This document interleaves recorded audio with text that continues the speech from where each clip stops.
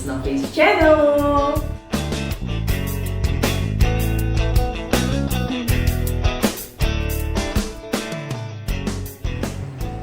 Halo semuanya, ketemu lagi di channelnya Miss Novi ya.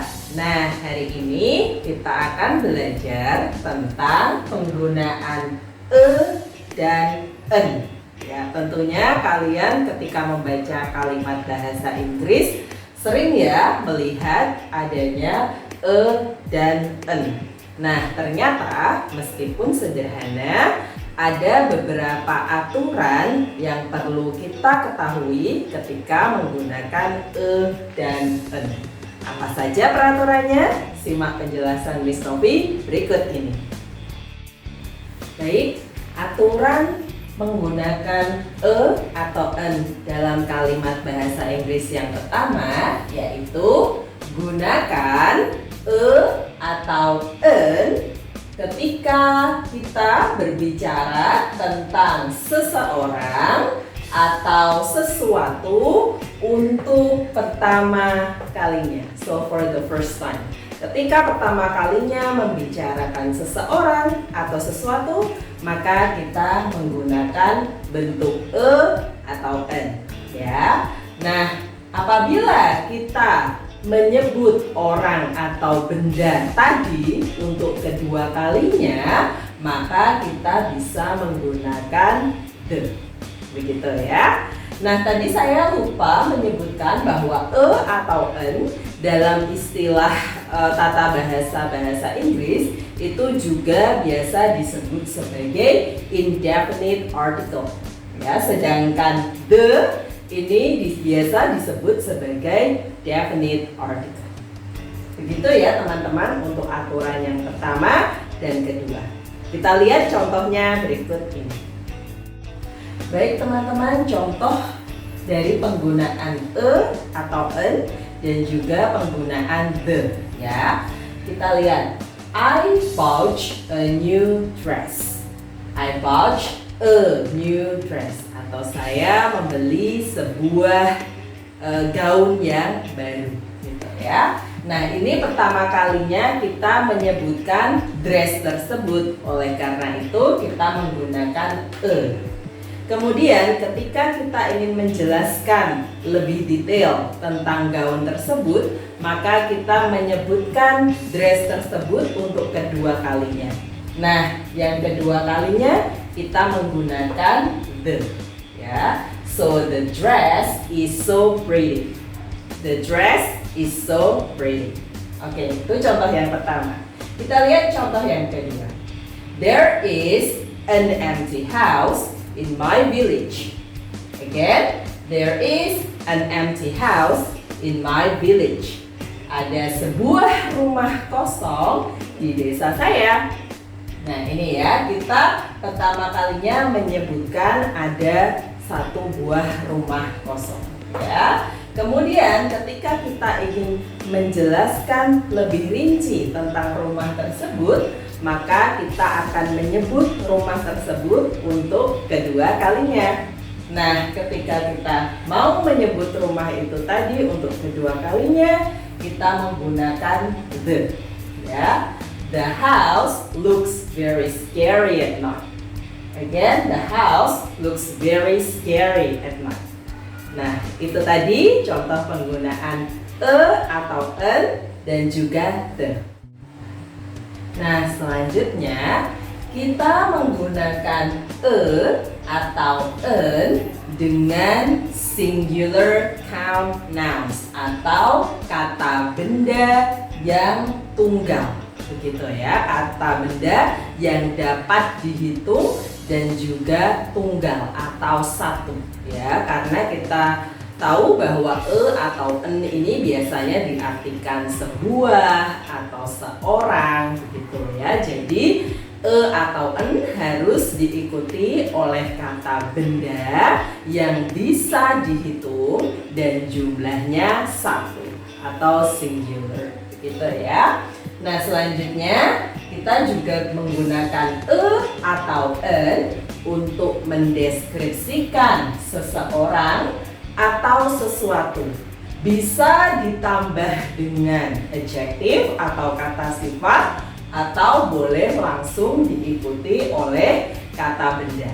Yang jelas, meskipun ada kata sifat yang mengikuti atau en, tetap harus ada kata benda setelahnya, ya.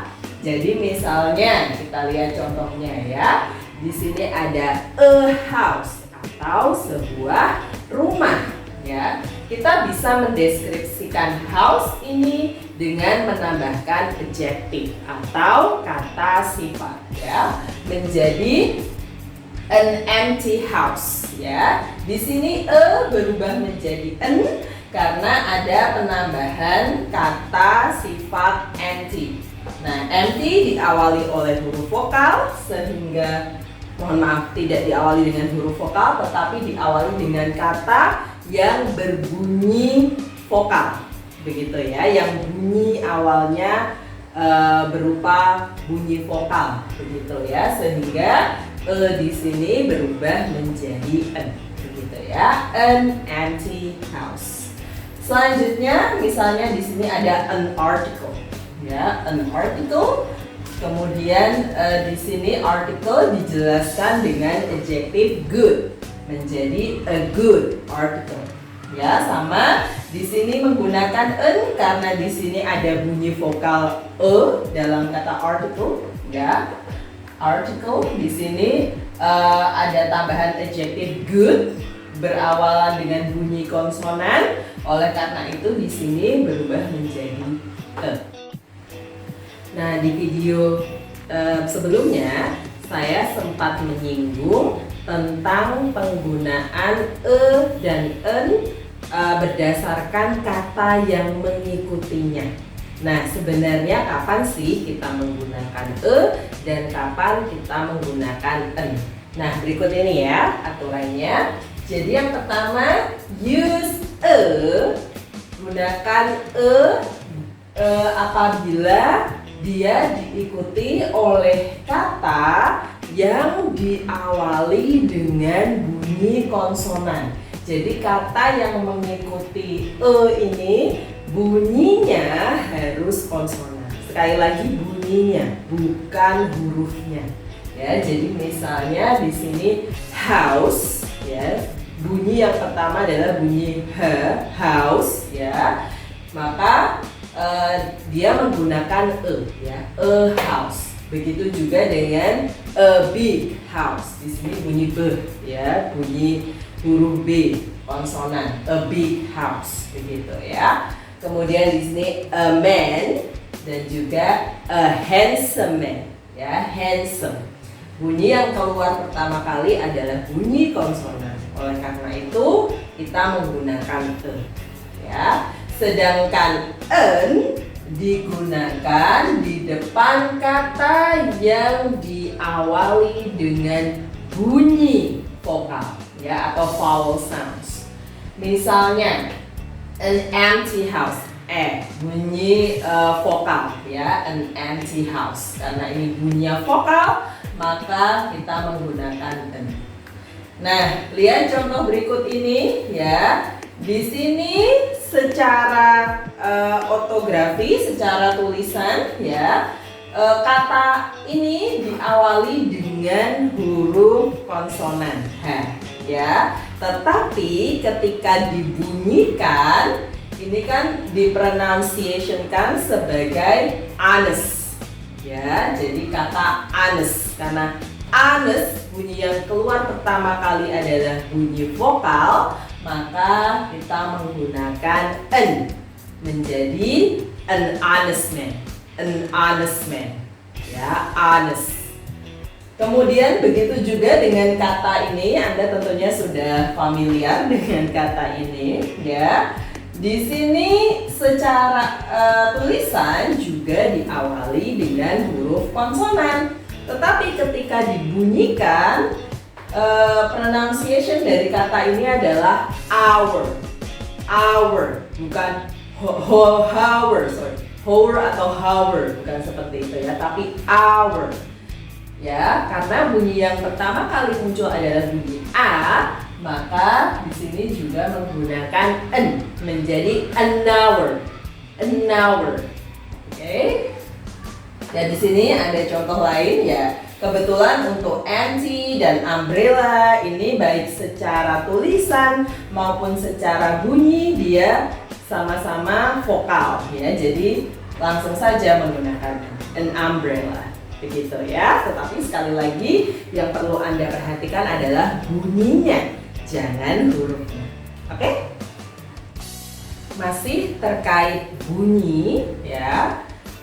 Kita juga bisa menggunakan, tadi sudah ya, jadi kita menggunakan an di depan kata yang berawalan dengan huruf H, tetapi ketika huruf H tersebut tidak dibunyikan.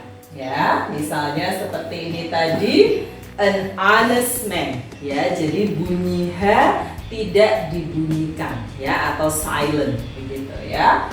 Seperti juga an hour ya. Jadi kalau ada kata diawali dengan huruf H tetapi huruf H tersebut tidak dibunyikan, maka kita menggunakan an. Oke. Nah, selanjutnya kita menggunakan di depan kata-kata yang berawalan dengan huruf U ya. Tetapi ketika huruf U tersebut dibunyikan seperti U ya. Jadi ada bunyi U ya. Sorry. It is. Atau seperti kalau kita mengatakan you begitu ya. Nah, misalnya kalau tadi saya memberikan contoh umbrella ya, dia diawali huruf U atau U tetapi dibunyikan A ya. Oleh karena itu umbrella menggunakan N. Tetapi misalnya kata-kata yang saya tulis di sini ya, ada unique. Ini U tapi dibaca U.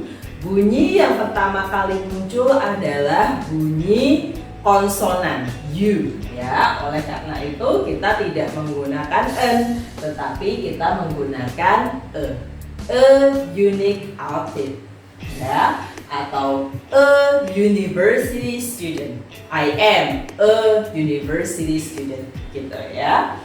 Atau a uniform ya. So unique, university, uniform, a unit ya, ada unit. Dan juga misalnya a useful guy, useful ya. Jadi bunyi-bunyi yang kata-kata maksudnya ya, kata-kata yang berawalan dengan huruf vokal tetapi dibunyikan konsonan atau bunyi yang pertama kali muncul adalah bunyi konsonan, maka yang digunakan adalah E bukan N. Gitu ya teman-teman. Nah, sekarang saya mau menjelaskan aturan terakhir dari penggunaan E dan N ya. Jadi aturan terakhirnya adalah do not omit. Jangan hilangkan E atau N ya di depan kata benda ketika kita menyebutkan kata benda yang mengacu pada pekerjaan atau profesi seseorang.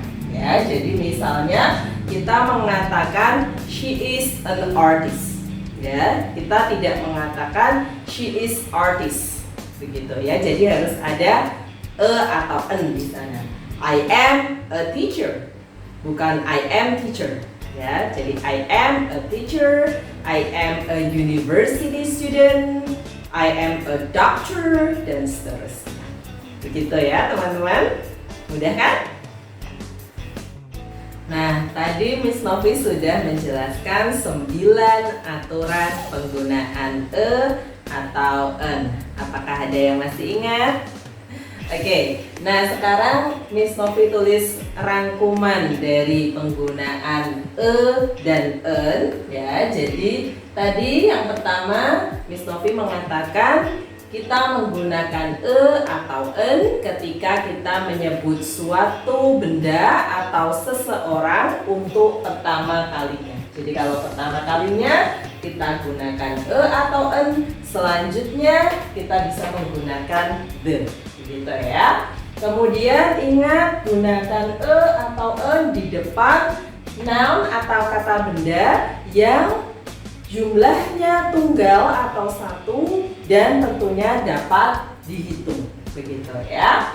Kemudian e dan en itu harus diikuti noun, tetapi dia juga bisa didahului oleh kata sifat ya. Jadi kata sifatnya Miss Novi beri kurung karena ini boleh ada, boleh tidak ada, begitu ya. Kemudian digunakan atau diikuti oleh kata benda yang diawali dengan bunyi konsonan, begitu ya. Sedangkan en diikuti kata benda yang diawali dengan bunyi vokal, begitu ya.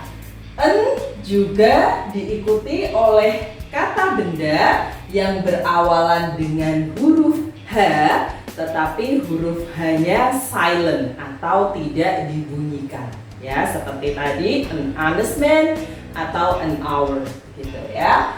Kemudian itu digunakan atau diikuti oleh kata benda berawalan huruf U atau U dalam bahasa Inggris, dan huruf U atau U ini dibunyikan sebagai konsonan seperti U ya. Tadi ada unique, university, unit, uniform, useful, dan lain sebagainya ya.